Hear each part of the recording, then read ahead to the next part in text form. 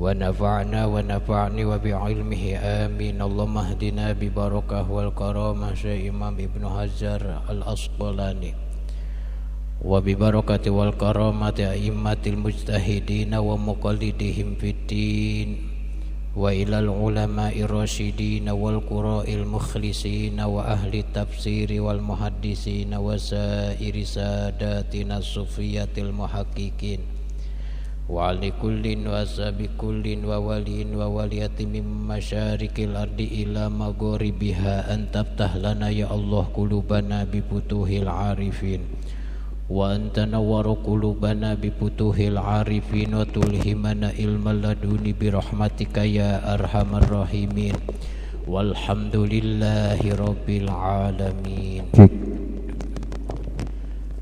Bismillahilhamdulillah wassalatu wassalamu ala rasulillah allati la nabiyya ba'dah.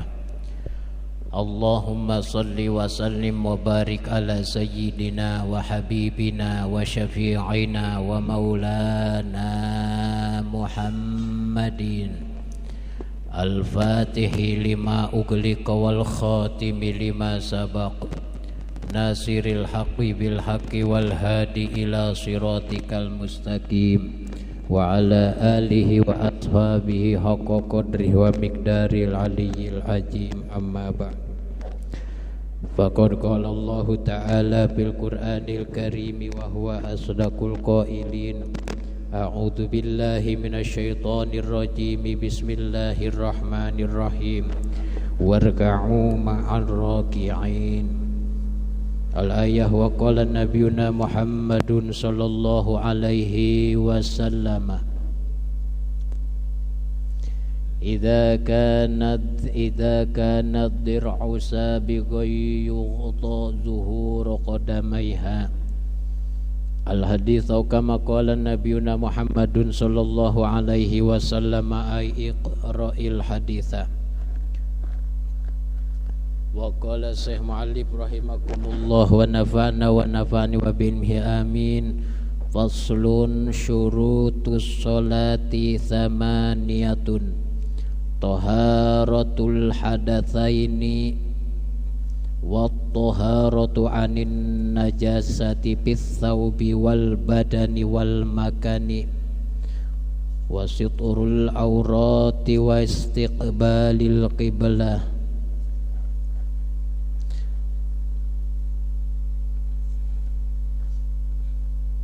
wa dukhulil waqti wal ilmi bi fardiyatiha wa alla ya'taqida fardhan min furudiha sunnah wa ijtinabil mubtilati al. Barakallahu li wa lakum bil Qur'anil karim wa fil hadis wa fil isma'il ulama wa hasil maqasidana khairud dunya wal akhirah walhamdulillahi rabbil alamin. Ma'asyiral ikhwan rahimakumullah, kita bersyukur kepada Allah Rabbul Alamin yang berkas atas kudrah dan iradahnya kita sama berkumpul dalam rangka menunaikan kewajiban dari Allah subhanahu wa ta'ala, yakni menuntut ilmu Allah. Semoga dengan duduknya kita pada malam yang sangat mulia ini dalam menunaikan kewajiban dari Allah, yakni menuntut ilmu Allah, semoga kita sekalian dijaga oleh Allah, baik zahir ataupun batin kita, dijauhkan dari bala dan dikabulkan segala hajat kita, baik hajat dunia maupun hajat akhirah.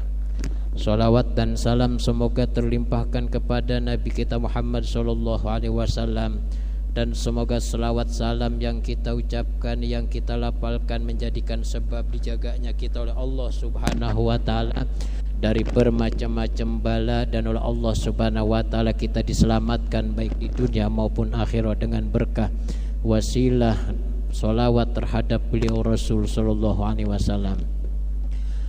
Para jamaah yang dirahmati Allah subhanahu wa ta'ala, kemarin kita sama membahas tentang daripada hadis yang meliputi tentang syarat solat atau syarat sahnya solat, di mana hadis yang pertama kemarin dalam pertemuan yang lalu kita membahas daripada Hadis yang disampaikan oleh Ali bin Thalaq radhiyallahu taala anhu, di mana Rasul sallallahu alaihi wasallam bersabda, jika kita keluar angin atau kita kentut, di mana keluar anginnya ini fis sholati, di dalam sholat, palian sorib, maka berpalinglah, dalam artian kudu dibatalin tuh sholat.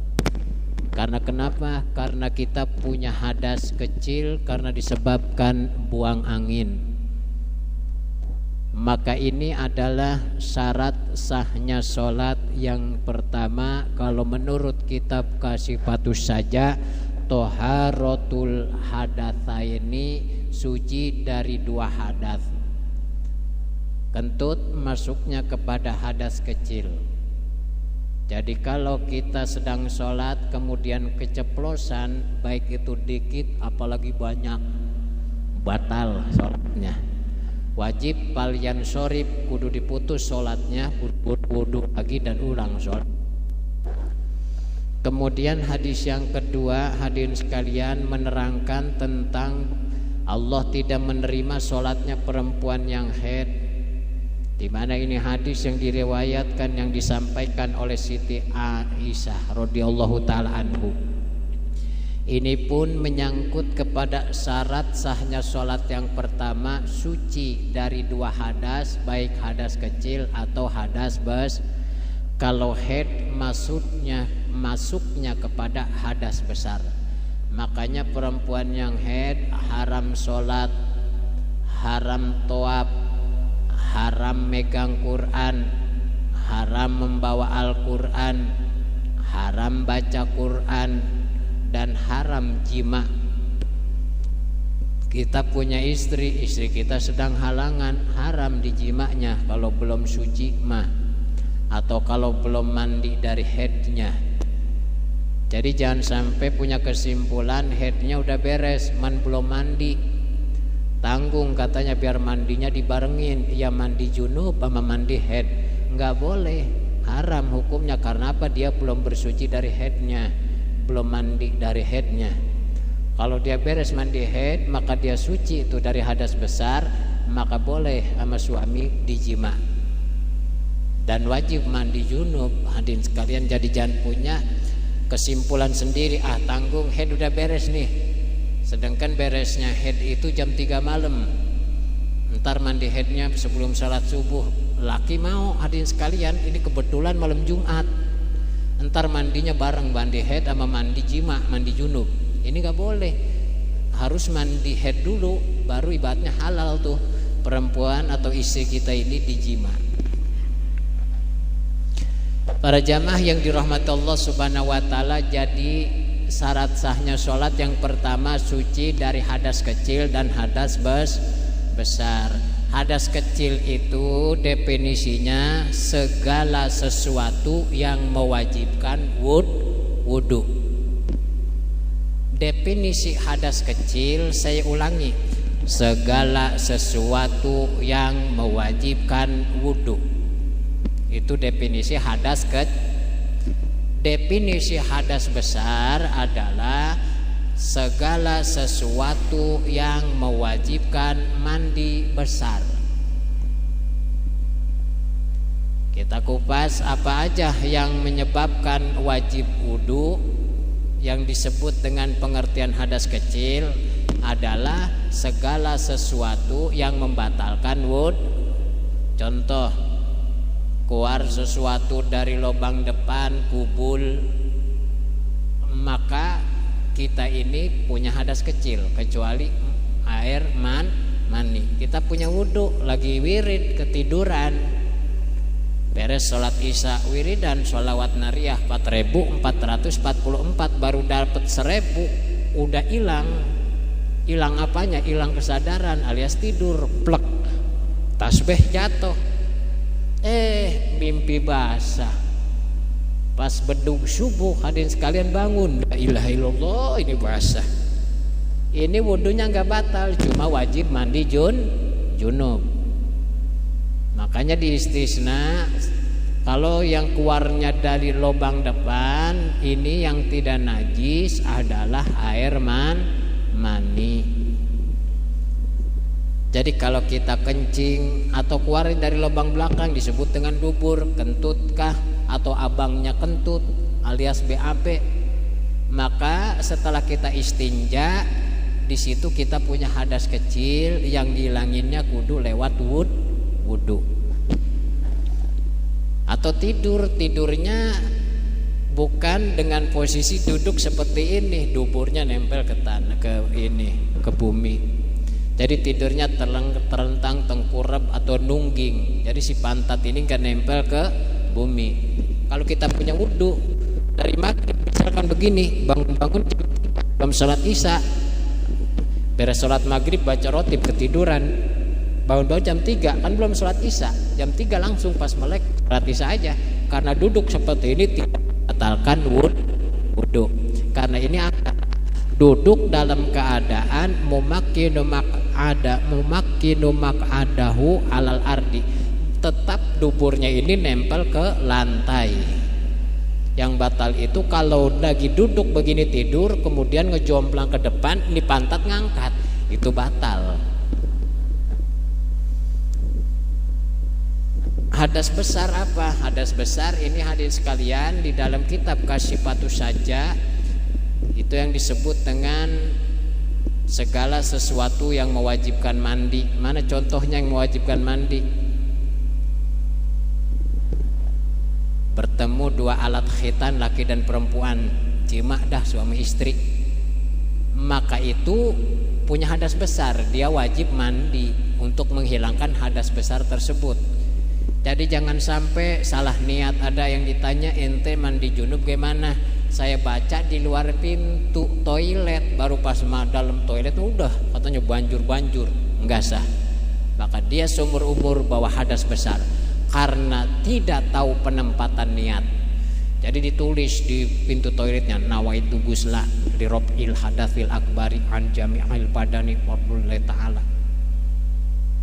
Masuk toilet langsung banjur, enggak sah karena itu dia belum niat. Rukun mandi besar, mandi wajib cuma 2. Pertama, niat di dalam hati.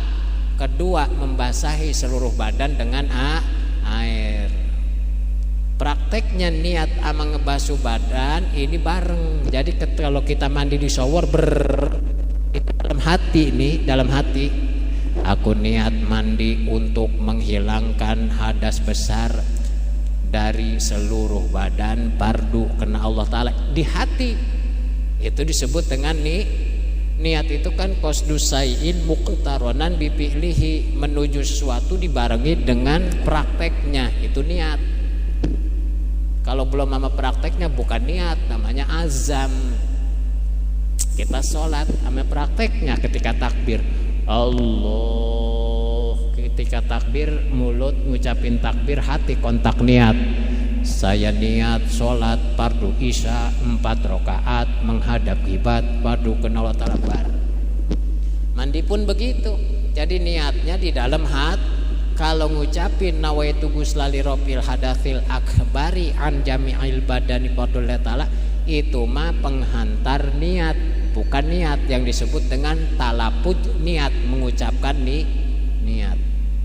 Jadi niat itu tempatnya bukan di lidah, bukan di bibir, tempatnya niat di dalam hati.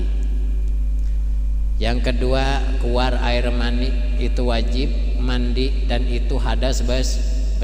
Hadirin sekalian, perempuan haid maka dia sedang punya hadas besar. Perempuan ngelahirin maka dia punya hadas besar karena dia ini, hadirin sekalian, pasti setelah lahiran itu ada wajib mandi wiladah dan setelah itu pasti ada nifas, maka wajib mandi dari nifas. Haid, wiladah dan nifas ini hadas besar, wajib mandi. Perempuan haid haram sholat, perempuan nifas haram sholat, laki-laki beres bersetubuh haram sholat kecuali dia bersihin dulu tuh hadas besarnya dengan lewat mandi wajib. Kita lanjutkan kajian kita pada malam yang saat mulai ini. Walahuma min hadithi Abi Hurairah radhiyallahu taala anhu. Walahuma, dan begitu juga Hadis yang telah dirijalul hadiskan oleh Imam Jabir min hadisi Abi Hurairah, dari hadis Abi Hurairah radhiyallahu taala anhu, di mana rijalul hadisnya lewat jalur Abi Hurairah, di mana Nabi Muhammad sallallahu alaihi wasallam bersabda, la yusolli ahadukum fis thawbil wahidi laisa ala atiqihi minhu syai'un.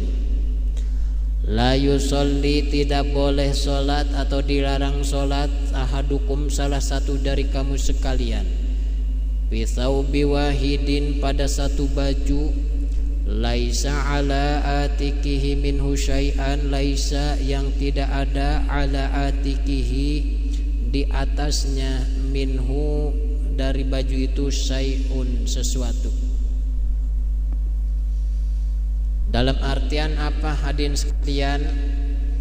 Ini adalah menyangkut tentang menutup aurat. Salah satu syarat sahnya sholat adalah menutup aurat, satrul aurat. Aurat laki-laki di dalam sholat menurut patokan fikih, ma baina surrati warukbah, itu adalah batasannya antara pusar dan lutut.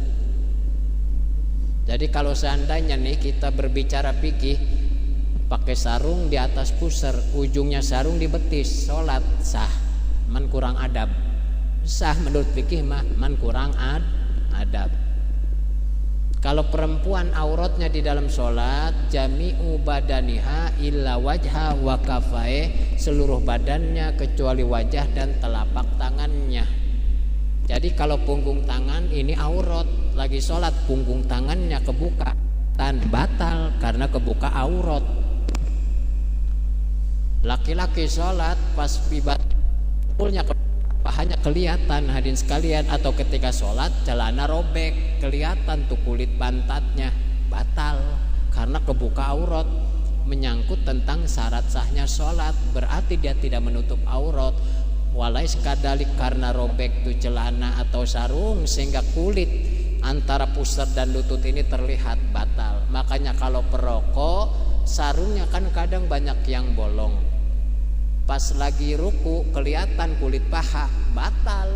Karena kenapa? Kebuka aurat. Makanya ikhtiyat kalau perokok itu kudu pakai celana pangsi di dalamnya, agar antisipasi sarung perokok ini biasanya banyak yang bolong, untuk mengantisipasi terlihatnya kulit yang menjadi batasan aurat antara kulit dan antara pusar dan lutut. Begitu. Ini untuk ikhtiyat bagi perokok hadirin sekalian. Sahnya sholat yang ketiga, kalau menurut kitab Bulughul Maram, itu menutup aurat. Jadi jangan sampai ibaratnya ini aurat terlihat, sehingga banyak di kalangan anak muda pakai celana pensil. Tahu pensil? Serba nyetrit, celana dalam kelihatan, udah begitu pakai kaos, giliran sujud kelihatan tuh hadirin sekalian pinggangnya. Mending bagus, banyak bawangnya bekas rodek. Pertanyaannya, apakah itu sah sholatnya seperti itu? Kalau kita tarik lurus dari pusar ke belakang, misalkan pakai benang, ternyata kulit ini terlihat, itu batal. Makanya sholat ini awas, jangan pakai. Kadang ada dia lagi ngetren celana dalam laki-laki kelihatan, pakai celana levis nyetrit atau pensil, sehingga ibaratnya dia nggak pakai apa, pakai kaos doang, kaos gue nyetrit. Ketika sujud ini kulit di atas bokong kelihatan, batal. Itu kebuka aurat, sama saja tidak menutupi aurat.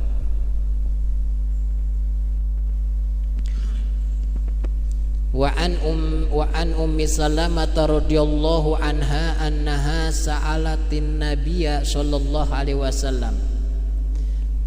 Dulu Ummi Salamah pernah bertanya kepada Rasul sallallahu alaihi wasallam tentang pertanyaan yang menyangkut syarat sahnya sholat atau menutup aurat di dalam sholat.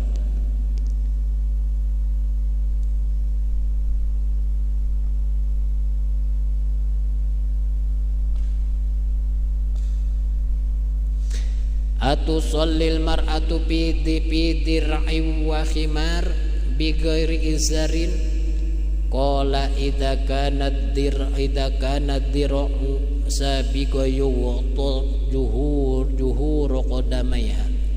Dulu Ummi Salamah pernah bertanya kepada Rasul, ya Rasul, apakah boleh seorang perempuan ini sholat pakai baju yang gede, baju kurung, sekalian baju apa namanya tuh yang gombrang itu kalau perempuan itu? Abaya apa gimana ya? Pokoknya baju yang gede hadirin sekalian. Apa jawab? Bighair ijarin, tanpa sarung. Kan kalau mau kena suka ada sarung mau kena, betul enggak? Ya iya pakai mau kena, dan di mukena itu ada sarung. Kalau enggak, ini pertanyaan Ummi Salamah ini mukena doang sampai gede tuh, sampai ke bawah. Enggak pakai sarung mukena. Jadi kalau seolah-olah dia pakai sarung, pakai mukena doang, sarung mukenanya enggak dipakai, atau pakai baju gede doang enggak pakai sarung. Apa jawaban Rasul? Qala, Rasul menjawab, idza kana dir'u sabigon, apabila panjang tersebut ini luas, gede, gombrang, yughti zuhuru qadamaiha, yang menutupi telapak kaki perempuan itu, boleh. Karena telapak kaki kalau tidak tertutup ketika sholat, apalagi ketika sujud, kebuka kelihatan telapak kaki perempuan, batal sholatnya. Karena telapak kaki adalah aurat perempuan. Makanya perempuan jangan pengen simple aja sholat, ayo pakai mukena doang, beres mandi gak pakai daleman lagi, langsung pakai mukena, pakai ibaratnya sarung mukena. Ini kurang adab. Coba kalau lagi ruku, kalau perempuan lebih bisa ngitung saudara. Makanya Allah menciptakan makhluk di muka bumi ini, apalagi ada yang di dalam tanah yang bernama cacing. Cacing memohonkan ampunan kepada laki-laki yang sholat, yang ia pakai sarung, kemudian pakai ibaratnya celana dalam, udah pakai celana dalam, pakai celana mangsi atau celana patuh lemoin kalau kata santri mah. Udah begitu pakai kokoh, pakai sorban, ini cacing di dalam tanah memohon ampunan kepada Allah. Jadi kadang santri pengen simpelnya sholat, kagak pakai celana dalam, beres mandi, ayo langsung pakai sarung. Hadirin sekalian, coba kalau lagi sholat di batnin hadirin sekalian di halaman terbuka, kemudian angin gede keangkat, la ilaha illallah. Makanya hadirin sekalian, kita pakaian pun diatur oleh Islam, baik di dalam baik di luar sholat, apalagi di dalam sholat. Perempuan kalau aurat di dalam sholat seluruh badannya kecuali wajah dan telapak tangannya. Pertanyaannya, bagaimana sholat di luar sholat seluruh badannya? Berarti kan di sini pakai cadar, betul nggak? Kalau laki-laki di dalam sholat ya itu, di luar sholat ya itu juga. Makanya laki-laki kalau pakai celana bola di atas lutut dosa. Kenapa dosa? Mempertontonkan aurat. Kan laki, lah kan itu aurat laki. Lutut ini terlihat atau di atas lutut ini terlihat. Rata-rata celana bola kira-kira ada enggak sebetis, jarang. Memang udah settingannya celana bola ini paling sejengkal dari pangkal paha, sehingga lutut dan di atas lutut ini terlihat. Laki-laki kalau pakai celana bola seperti itu sedang dicatat berdosa membuka aurat. Makanya cari celana yang syar'i. Mana celana yang syar'i? Di bawah lutut. Hadirin yang dirahmati Allah Subhanahu wa taala. An Amir bin Rabi'ah, dari Amir bin Rabi'ah radhiyallahu anhu qala, Amir bin Rabi'ah semoga Allah meridhai, qala berkata Amir, kunna ma'an nabiyyi sallallahu alaihi wasallam, Amir bersama Rasul sallallahu alaihi wasallam bilailatin mujlimatin, pada satu malam yang gelap gulita. Paskalat alainal kiblat, maka sulit bagi kami untuk menentukan arah kiblat karena saking gelapnya. Karena zaman dulu kalau patokannya kan lewat rembulan, ya mungkin ini hadirin sekalian gelap gulita, lagi ibaratnya bulan enggak ada itu ya, bukan bulan purnama. Pasolaina, kemudian kami sholat. Falamma tola'ati syamsu, maka setelah terbit matahari. Idza nahnu sholaina ila ghairil kiblat, kemudian ternyata kami semalam sholat ini bukan menghadap kiblat. Panazzalat, maka kemudian turun ayat, wa innama tuwallu fasamma wajhullah, kemanapun engkau menghadap fasamma wajhullah, maka tetap pada tempat tersebut kita menghadapkan diri kita kepada zat Allah Rabbul Alamin. Dalam artian apa? Kalau misalkan kita sholat keliru arah kiblat, kemana? Kalau kita di kampung orang sholat harus nanya dulu ke ahli kampung, gak boleh main sholat baik, khawatir sholat madhep timur, kan begitu. Oh ini emang gak ada orangnya, penduduk kampungnya gak ada, kampung mati contohnya. Kita nentuin arah kiblat, tadi sekalian bulan kagak ada, giliran siang mendung, kagak ada matahari, kan bisa ada patokan. Kalau ada matahari terbit pasti di timur, nggak di barat. Kalau di barat berarti ini sudah tamat alam dunia, hadirin sekalian, episodenya habis. Ini mah contoh.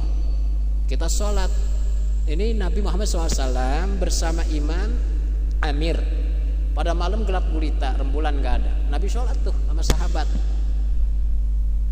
Beberapa hari Nabi di situ, hadirin sekalian, ternyata pada satu malam ini Rasul SAW sholat.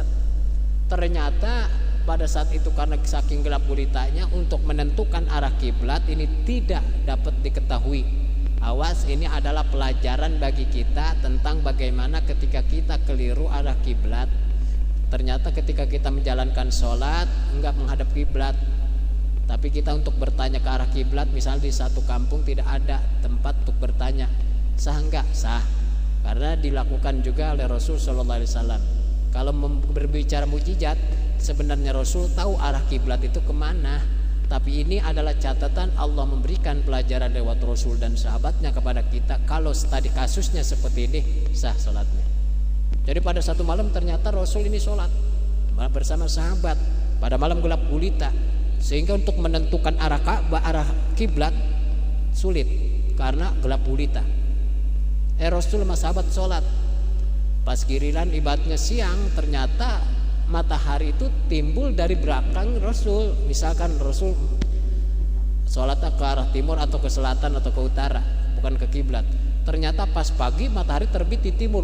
Ternyata malam ibadahnya Rasul dan sahabat ini sholat bukan ngadep kiblat karena saking gelap gulitanya. Pas pagi terbit matahari, oh semalam kita ini salah, sholatnya bukan madhep kiblat ternyata karena saking gelap gulitanya. Sehingga turun ayat fa innama tuwallu fathamma wajhullah. Ini dengan asbabun nuzul ayat, sebab turun ayat fa innama tuwallu fathamma wajhullah itu karena Rasul beserta sahabat pada satu malam ketika dalam gelap gulita mau sholat sulit menentukan arah kiblat, sehingga Rasul sholat ini tidak menghadap kiblat. Ketahuannya pas pagi, falamma talati samsu, maka ketika pagi terbit matahari, nahnu nusallaina ila ghairi qiblat, ternyata semalam enggak madhep kiblat salat. Tuh. Jadi sah. Yang penting kalau kita merantau kemana atau kita dalam perjalanan, nyari musola enggak ada, nyari masjid enggak ada, hadirin sekalian. Karena itu di daerah-daerah misalkan non-Islam mayoritas. Pada saat itu matahari enggak ada. Matahari karena dalam keadaan mendung, kita sholat mau nanya orang non Islam arah kiblat gak mungkin gitu kan. Udah nanya juga galakan dia, ngapain nyari kiblat begitu, mau sholat umat Islam ya. Udah sholat aja sesuai keyakinan kita ke arah mana, hadirin sekalian. Ini bahas tadi kasus irtibat, kejadian kalau kita sulit menentukan arah kiblat. Tapi kalau di Indonesia sih insya Allah bijaksana, kita nanya arah kiblat arah barat, itu pasti dikasih tahu. Makanya kalau kita numpang sholat di rumah orang, nanya dulu kiblatnya kemana. Jangan main langsung Allahu Akbar. Nanya dulu kiblatnya kemana. Kalau enggak nanya dulu, ternyata kita enggak madhep kiblat, batal. Ulangi dulu sholat, ulangi lagi sholatnya. Ya, mudah-mudahan kajian singkat ini bermanfaat bagi kita, sehingga kita hadirin sekalian oleh Allah Subhanahu wa taala diberikan kemampuan senantiasa mengamalkan ilmu yang kita kaji, dan semoga anak keturunan kita oleh Allah Subhanahu wa taala jadikan anak keturunan yang sholih atau sholihah, berkah dunia dan akhirat. Assalamualaikum warahmatullahi wabarakatuh. Waalaikumsalam warahmatullahi wabarakatuh. Untuk menutup doa maulid pada saudara Toton, dari saya kurang lebihnya mohon maaf. Assalamualaikum warahmatullahi wabarakatuh. Mohon maaf Pak Ustadz sebelumnya. Sebelum kita tutup pengajian ini dengan doa, ada hal yang mengganjal yang untuk meyakinkan lagi. Saya ingin bertanya ya mengenai tentang tadi sholat auratnya perempuan ya gitu ya. Nah terjadi satu kasus bagaimana ketika seorang perempuan memakai baju ingin melaksanakan sholat tapi pakai baju kebaya lah gitu ya. Tapi dia ini pakai sarung kaki dan sarung tangan. Apakah itu bisa sah apa gimana Ustaz? Kembali lagi kepada ibaratnya kajian kita, aurat perempuan di dalam sholat seluruh badannya kecuali wajah dan telapak tangannya. Jadi walaupun pakai mukena, telapak tangan ini wajib ditutup walaupun bukan aurat. Ikhtiyat, khawatir ketika perubahan dari rukun ke rukun sholat ini punggung tangan terbuka. Tuh, bagaimana kalau kejadian tadi kasus perempuan sholat pakai abaya, kemudian pakai sarung tangan, kemudian pakai sarung kaki, selagi tidak terlihat punggung tangan ketika sholat dan leher, hadirin sekalian, itu serta telapak kaki tidak membatalkan sholat, sah sholatnya begitu. Kecuali kalau misalnya nggak pakai sarung tangan sehingga punggung tangan ini gini kayak gini, nggak sah menurut madhab kita Imam Syafi'i radhiyallahu taala anhu. Kalau tadi kasus dan pertanyaan tadi sah sholatnya. Ya, terima kasih atas jawabannya Pak Ustadz. Karena sering terjadi di tempat-tempat wisata gitu ya Pak Ustadz. Karena perempuan gak mau ribet katanya, jadi langsung gitu. Ya, mari teman-teman semua, anak-anak Irbama, kita tutup pengajian ini dengan doa.